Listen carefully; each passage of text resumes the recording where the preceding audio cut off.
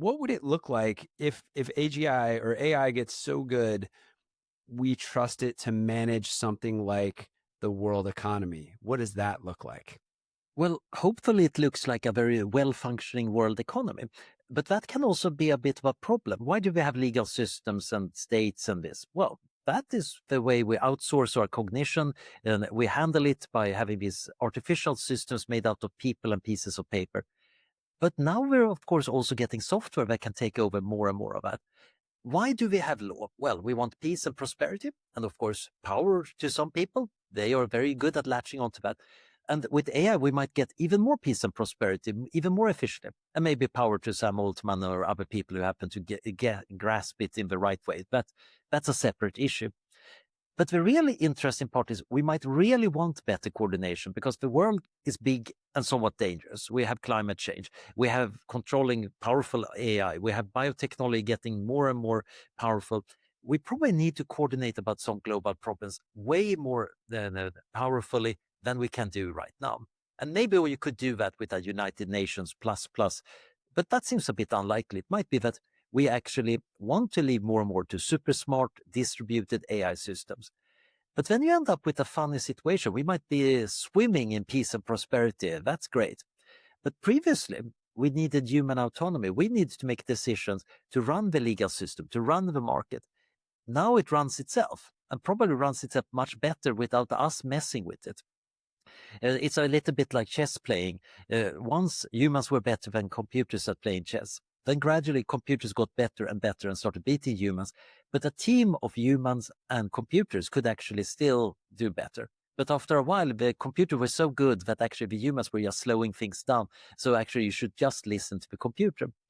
So if we end up in that world, we have this weird situation that we might be like pampered aristocrats, really good material standard, but in some important respects, our lives are not our own. And I think that sounds bad to many people. And I think the reason is we want to feel like we're in control. Because all our ancestors, the ones that were kind of fine giving up control to others, they were just exploited by the ruthless people. So we have this tendency that we want to have autonomy. And then the funny thing is, once we have autonomy, we are very happy to give it away in various ways, but we want to be the ones that do it. It might be that you give away your autonomy by getting married. It might be that you join a company and in exchange for getting a paycheck, you get some limitation of what you can do, but that might be worth it. So I Have do, kids. yeah, kids are an amazing example. People, every person I know that has gotten kids say, oh yes, it's super stressful and there's a lot of hard work, but it's the most important, meaningful thing I ever done. And it's amazing. It's almost like mind control as somebody who haven't got a kid, but it's kind of a happy uncle. It's kind of, whoa, those babies, they have really got some psionic power here. But it's very effective. And it's kind of good for our species that we have it. And it's good that we can give away autonomy in a reasonable way. But we should also, in some sense, be able to withdraw it. Although, of course, when you're a parent, you realize, okay, I cannot even withdraw that thing. Now I'm in for it because it's what it is. But this is where a world economy run by AI might be tricky because it might be so effective that, yeah, running your own part might be outcompeted and might be so inefficient. It's a bit like living your life without electricity in a little log cabin in the woods. Sounds absolutely lovely and probably is totally lovely the first day. After a few weeks of carrying water, a bit less lovely. And after a month, most people are back and writing on Facebook about the experience. We can have two economies, like we'll have two of me and two of you and two of everybody else. You have two economies, one that's run efficiently and well by the AGI, and then another smaller one that's run and managed by humans, and they just run in conjunction with each other. Yeah, and in some sense, I think that this might be what we're developing. We have the backbone of our civilization, the big infrastructure, the really important things that we must get right. When the electricity goes, well, nothing else works. So you really need to get that working. But once you're wealthy enough, you can spend that excess wealth on all sorts of weird stuff. There is a reason why you have so many consultants as big companies. They can afford it. And they're probably more involved with status games and politics than actually doing something useful.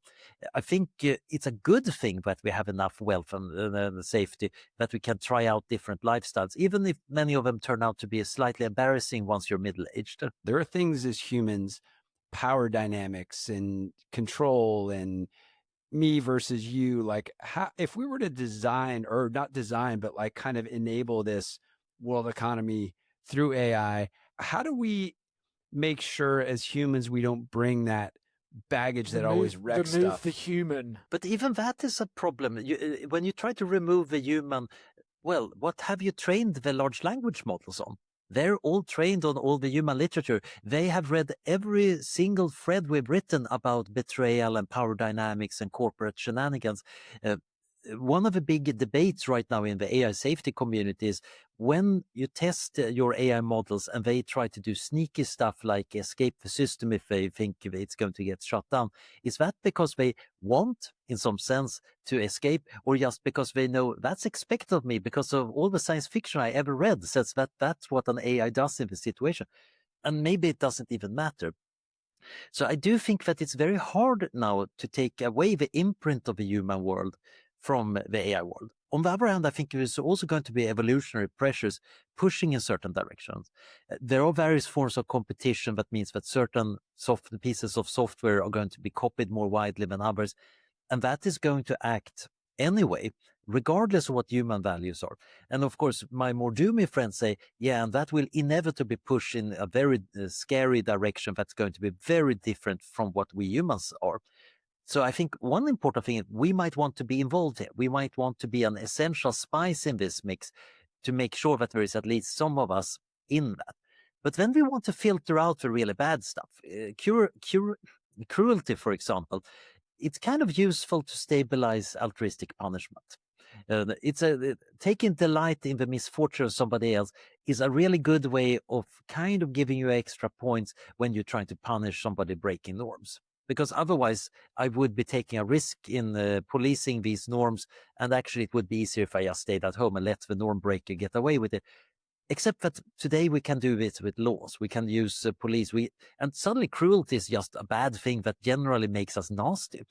That's an emotion I totally think we should kind of try to get rid of, and at the very least make sure our AI progress never experience.